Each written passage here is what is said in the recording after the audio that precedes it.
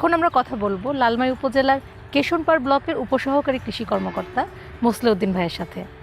ভাই আসসালামু আলাইকুম। ওয়ালাইকুম আসসালাম। কেমন আছেন ভাই? জি আলহামদুলিল্লাহ ভালো আছি, নিশ্চয় আপনি ভালো আছেন? হ্যাঁ ভালো আছি। আজ তো আমরা দীপ্ত কৃষি টিম আপনার এই ব্লকেই কাজ করলাম এবং এইখানে দেখলাম এখানকার কৃষকরা আধুনিক প্রযুক্তি ব্যবহার করে তারা কৃষি কাজ করছে।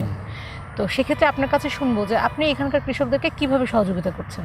এখানকার আজকে আমি যোগদান করছি প্রায় 3 বছর হলো। 3 বছরে প্রত্যেকটা কৃষক আমাদের কথা মতো কাজ করতেছে। বিশেষ করে জমির ধান নির্বাচন, জাত নির্বাচন থেকে শুরু করে বীজতলা তৈরি করা, অল্প ধান লাগানো, রাইস ট্রান্সফরমেশন দিয়ে লাগানো এবং লাগানোর পর WD স্থাপন, পাস্টিং স্থাপন থেকে শুরু করে পরবর্তী LC ব্যবহারের মাধ্যমে ইউরিয়া সার ব্যবহার এবং আপনার এই সেচ নালার পানি অপচয় রোধে সেচ নালা পলিথিন ব্যবহার থেকে প্রত্যেকটি প্রযুক্তি আমরা যেভাবে ডেলিভারি দিচ্ছি বা সম্প্রসারণ করতেছি ঠিক ওইভাবে কৃষক মানে এখানে মানানসই হয়ে গেছে বা নিচ্ছে। এতে করে আজকে 2 বছর এখানে প্রচুর মানে ভালো চাষাবাদ বা ভালো ভালো কৃষক এটা সম্পৃক্ত হচ্ছে।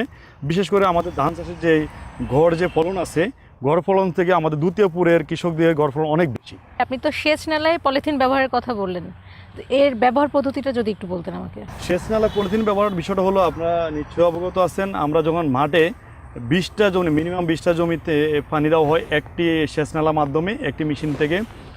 এমন হলো যখন আমি মেশিনের পরে প্রথম যে জমিটা আছে ওইখানে হয়তো পানির প্রয়োজন নাই, আমার 19 নম্বর জমিটা পানির প্রয়োজন আছে। তখন আমার মাঠ দিয়ে যখন আমি নালা দিয়ে পানিটা যাবে তখন ইঁদুরে কেটে দেবে বা কাঁকড়ার কারণে আমার সেচ নালা ক্ষতিগ্রস্ত হতে পারে। ওই নালা দিয়ে যে জমিটাতে পানির প্রয়োজন নাই ওটাতে পানি চলে যাবে, আর যেটাতে প্রয়োজন আছে ওটা যাবে না, এতে পানির অপচয় হয়।